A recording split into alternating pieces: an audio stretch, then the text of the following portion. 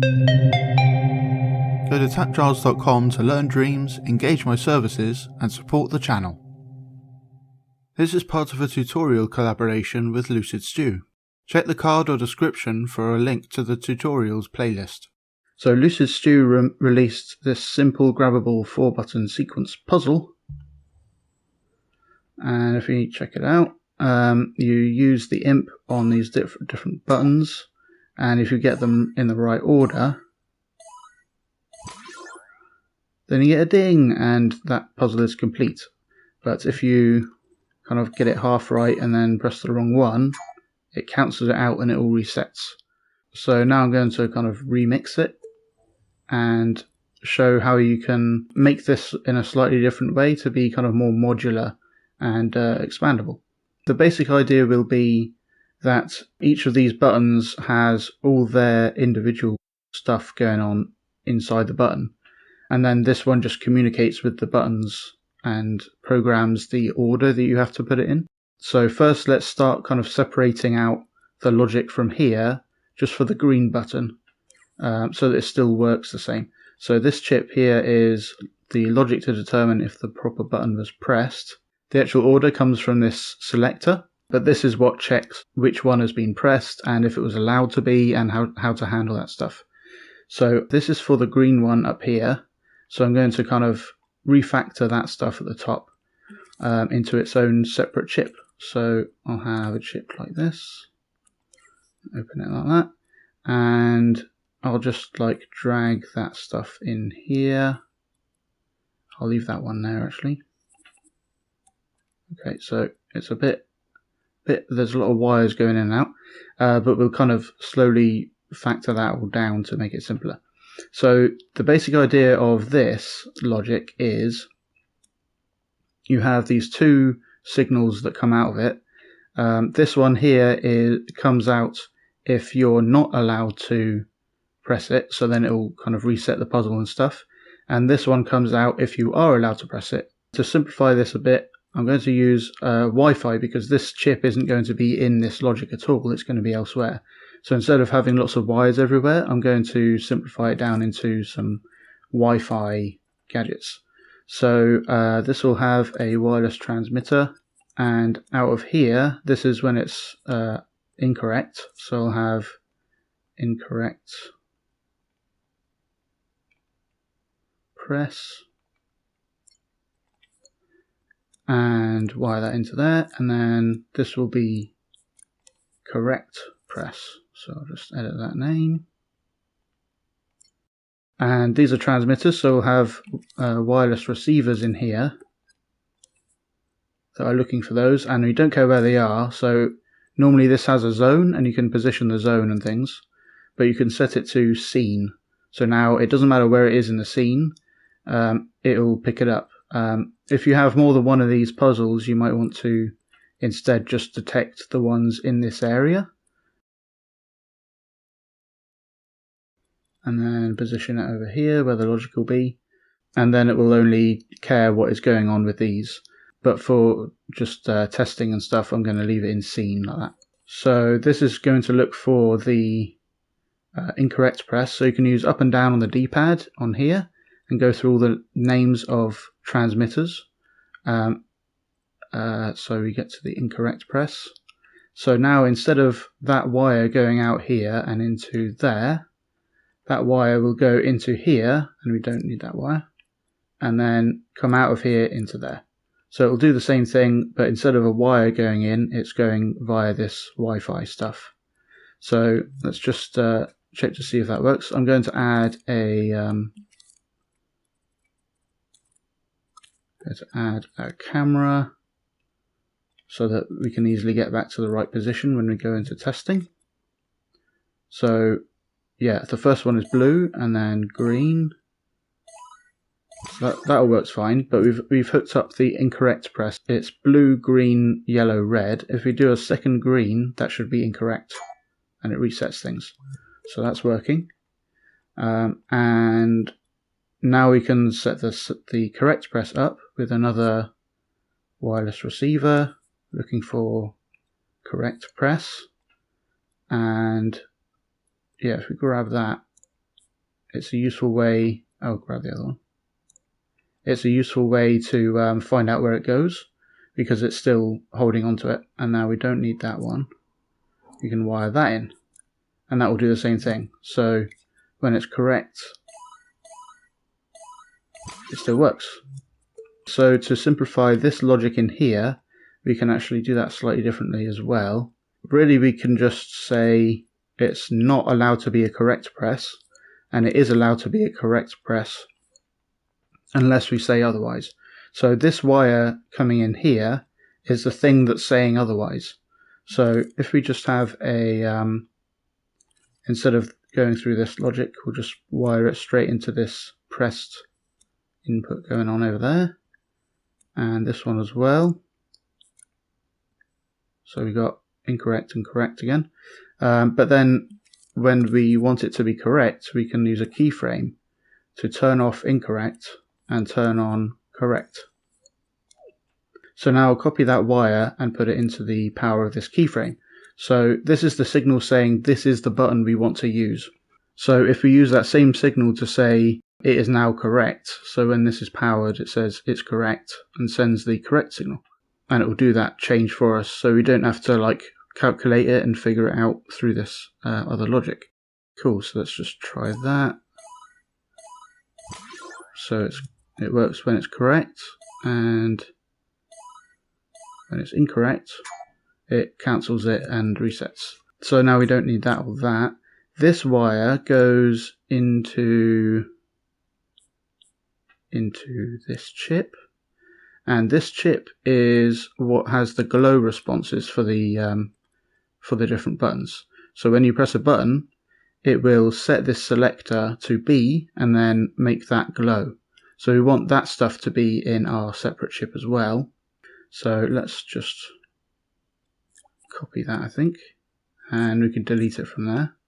When we press it, we can just put that straight into B. So it was one of these wires that went into here. We'll just copy that and wire that into A for now. Okay, so it still becomes unglowed. But again, we don't want to have these wires, so we're going to have another Wi-Fi signal just for resetting. So let's have a transmitter called reset buttons.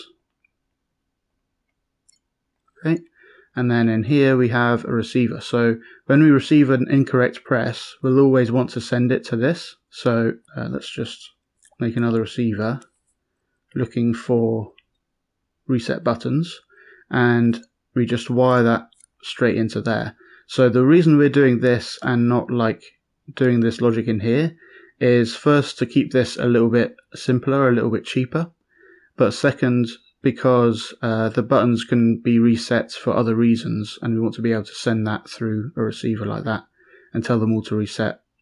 So we just wire that in there, and instead of wiring that in there, we don't even need it, so we can just delete it. And now we don't need that one. We'll keep this is kind of the button is allowed, so we can put that, give that a name.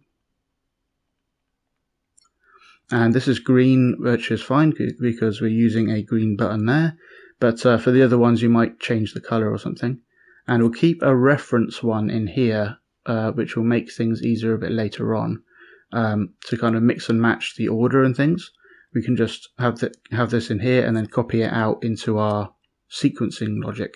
So let's do that now. Instead of having a wire come in here, we're going to take it out, and instead of going through a node, we can just put that straight into the keyframe and delete the node and take it out again, and it's coming straight from this selector, so we'll just put that there for now and make sure it still works.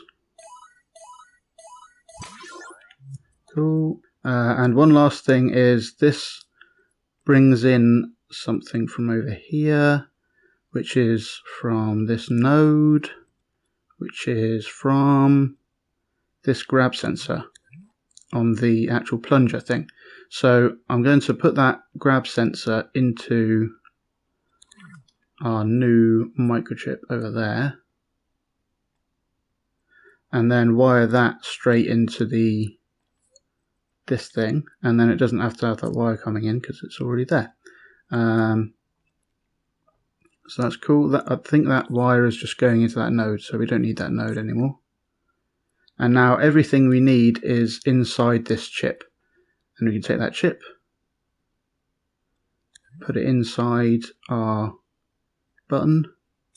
I'm going to now delete all this stuff and remake it just by copying that one button across. So I'm going to delete those and then delete those, and then we make multi-clones of it. Oh, one thing I'm going to do first is to edit this just a little bit, because I want to be able to just hue cycle to get to the different colors instead of tint it. So I'm going to put the tint amount to 0, hue cycle to 0, and then it's actually red, so I'm going to grab spray paint and use low opacity and just spray paint it until it's a bit more full like it was. That's good enough. So now I don't need this tint color at all. I can just hue cycle to the different colors. Cool, so now I can copy these across and then hue cycle it. So that was red, that one's blue, and this one's yellow, which is kind of, where is yellow? Cool, so now we get these button allowed things from in here and put them in here in the same order. So I'm going to double tap X, and we're going to keep that and these nodes for reference, because all that logic up here was replaced by this stuff. So let's move these out here. Right, so the first one is blue, so let's go into the blue one, and I'll just make sure this is blue, and that will help us remember what the order is. And we'll wire that into there instead of the node. And then we got the green one, and then we got the yellow one. Make it yellow, copy it in, and you could just move these in if you want to save a little bit on thermo. This is just so that we can grab a new one if we want to later, and hopefully that will become clear why. And then we want the red one, so this will be red, and then wire that in like that. I'll just put those into all of those so that it always just works for now, and it'll send the signal to reset the buttons. And then down here we want the correct, and I'll wire that into all those as well. Okay. Yay! Now we can work on what these wires go to and simplify that. So this goes to next, so I'll just have a copy of this going into next. So now we don't need that one, that wire. And this one goes to the sounds to that one, so I'll just move that out there and delete that one. So now this doesn't do anything, I can delete that, and it should all still work the same, get the same sounds and everything. And then this one up here, this one goes to A, which resets the order to the beginning again. So, and that happens when that happens, so I'll just wire that in there. And then we don't need that wire. And it also goes to a sound. Okay, so we'll just take that out and wire that into there. And then it resets this counter. So this counter has a feature where if you have 6, so the next one will like lock it out, have this extra sound effect, and now it gets a bit messed up because we haven't finished sorting this out yet. So we want this to actually send another signal. We want to block these from being interacted with. So if we just have another transmitter called allow interaction,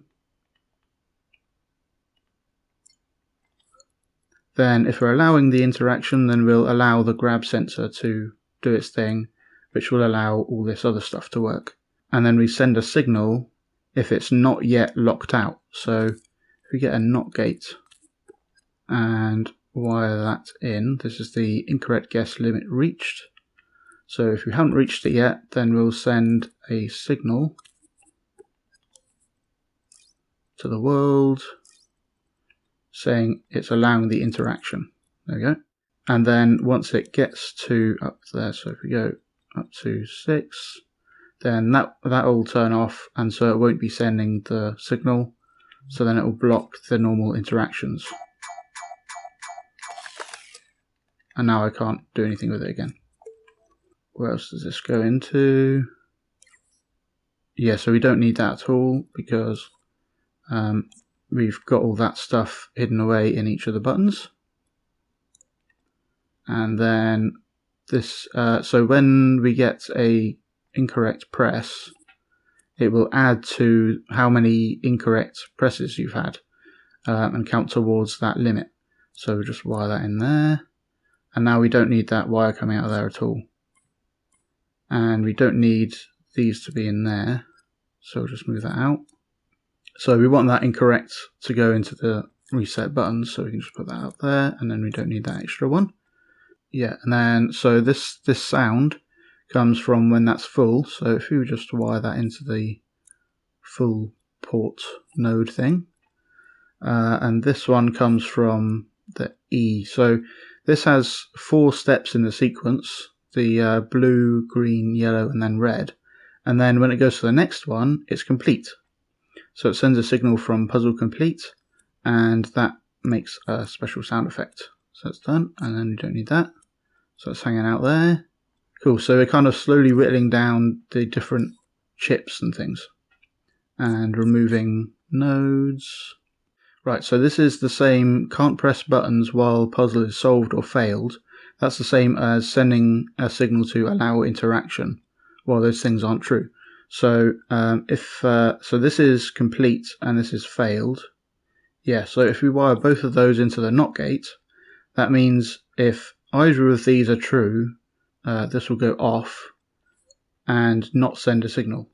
And then if both of those aren't true, then that will be on, and then it will send a signal and allow the interaction. So, and now we can't interact with any of them. But if we succeed, it should do the same thing. Yeah, so it doesn't work. So that's done, and now we can just remove those. Thanks for watching. I hope you learned something interesting. Go to patreon.com/TAPgiles to learn something new every day.